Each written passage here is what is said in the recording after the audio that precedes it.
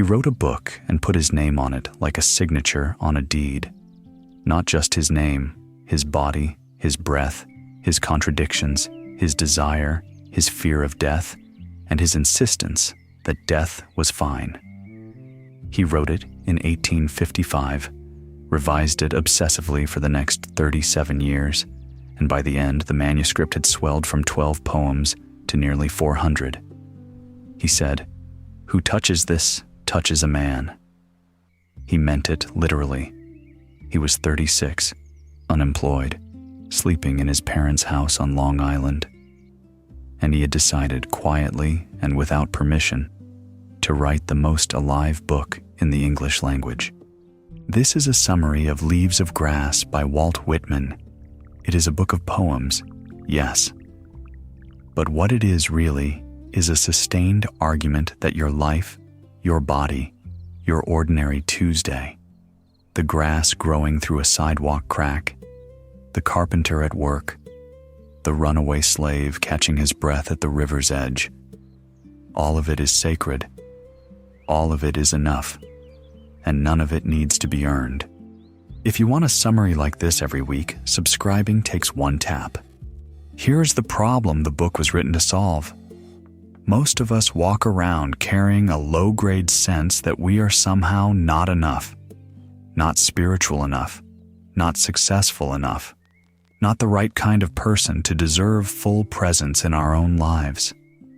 We were handed this feeling early, by religion, by school, by the constant pressure to improve and justify and be useful. Whitman looked at that feeling and named it directly. It is a lie.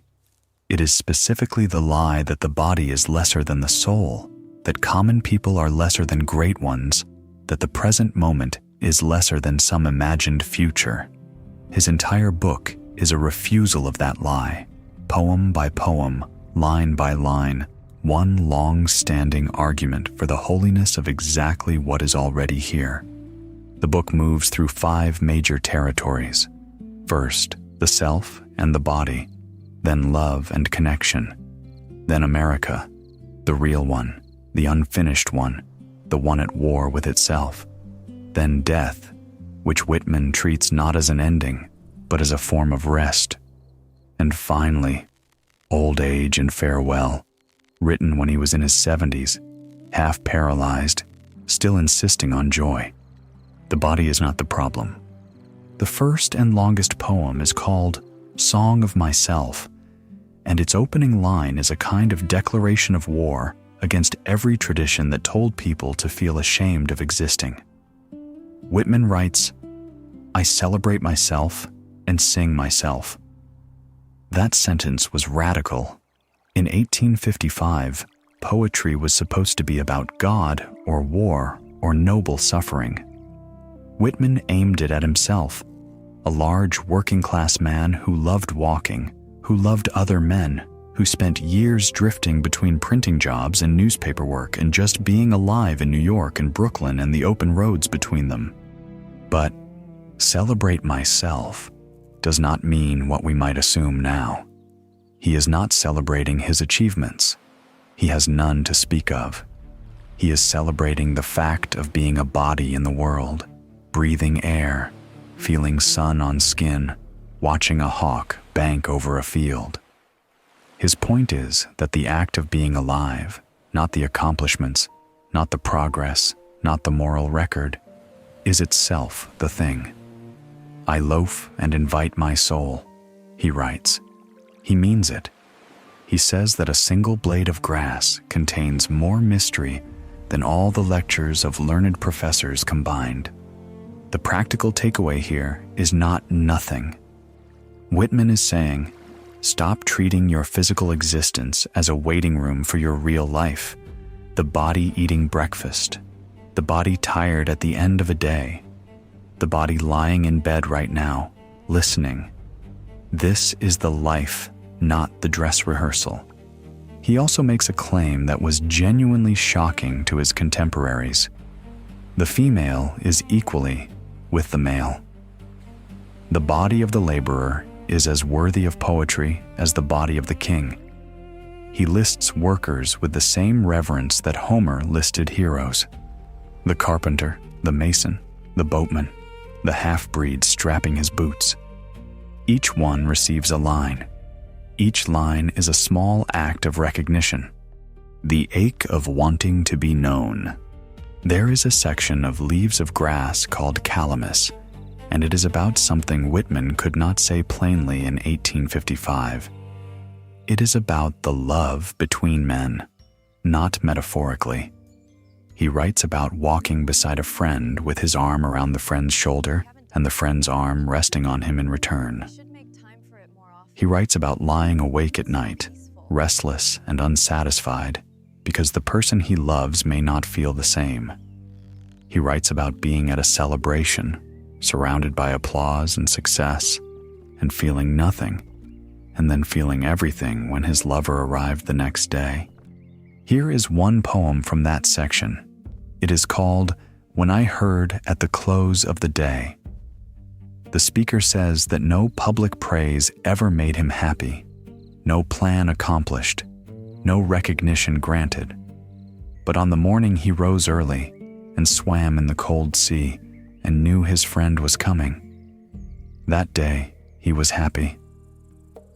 And that night, with his friend sleeping beside him under the same cover, the moonlight on his face, his arm laid lightly across the speaker's chest, that was the night that mattered.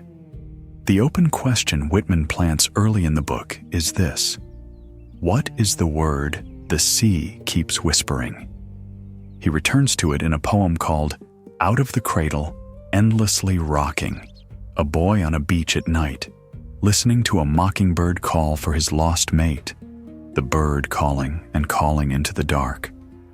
The boy asks the sea for a word, and the sea whispers it, death, not as threat, as the word that makes everything else mean something. The knowledge of ending is what makes the present unbearable in its beauty. The emotional weight here is real, and it is specific. Most people have felt exactly what Whitman describes, that the metrics of success leave them hollow, that the moment they remember is not the promotion, but the quiet evening, the person beside them, the ordinary thing that turned out to be everything. Whitman does not explain this. He just reports it clearly, the way a friend would. When the country broke open, in 1861, 6 years after the first edition of Leaves of Grass, the Civil War began. Whitman was 42 years old. He went to Washington, D.C. and spent 3 years as a volunteer wound dresser in the military hospitals. Not a soldier, a man with bandages and water and time. The section called Drum Taps holds what he saw. A poem called The Wound Dresser describes it directly. He moves through the hospital rows. He dresses the crushed head, the amputated arm, the wound in the side that is 2 days from killing the boy it belongs to. He writes, "One turns to me his appealing eyes. Poor boy. I never knew you, yet I think I could not refuse this moment to die for you, if that would save you." He held many soldiers as they died. Some of them kissed him. He recorded their names in a notebook. The war changed the book. Before it, Whitman celebrated the American body, its strength, its openness, its refusal of old-world hierarchy. After the war, he celebrated endurance. The poem, "O Captain, My Captain," his most famous, the one everyone reads in school, was written after Lincoln's assassination in April 1865. The captain is Lincoln. The ship has reached port. The voyage is done. The captain lies on the deck, cold and dead. The crowd cheers on the shore and does not yet know. What the war taught Whitman and what he carries into every poem after it is that the body is vulnerable, that the country is vulnerable, that the things worth loving are exactly the things that can be lost. He does not retreat from this. He leans into it. The knowledge of loss does not make him love less. It makes him love harder. The practical truth here is one that people arriving at middle age often discover: the capacity to be moved by grief, by beauty, by the fact that something ends, is not a weakness. It is, as Whitman saw it, the proof that you are paying attention. What death actually is. Whitman thought about death constantly and unusually. He did not believe it was the enemy. He called it the word stronger and more delicious than any. In the final movement of Out of the Cradle, the boy on the beach receives death from the sea like a gift, not permission to stop caring, permission to care all the way, knowing the end is there. By the time Whitman was in his late 60s, he had suffered a series of strokes. He was living in Camden, New Jersey, in a small house on Mickle Street, the only house he ever owned, bought late and with borrowed money. He continued writing. He wrote a section called Sands at 70. He wrote about his paralyzed limbs, his crackling old voice, his canary bird filling the room with sound on a long, slow morning. He wrote, "Not summer's zones alone, not chance of youth or south's warm tides alone, but held by sluggish flows, packed in the northern ice, the cumulus of years. These with gay heart I also sing." Gay heart, packed in ice. He means both at once. His final collection is called Goodbye, My Fancy. The last poem in the whole book ends with him describing himself as a ship leaving port, not reluctantly, not sadly. He writes that the ship leaps. He calls it the truest, best, maturest voyage, outward, into the unknown, with full sails. This is not denial. Whitman had buried too many people for denial. What it is, instead, is a position he arrived at through the whole life of the book. Nothing is ever really lost. He writes that plainly in a short poem called Continuities. Nothing is ever really lost or can be lost. No birth, identity, form. No object of the world.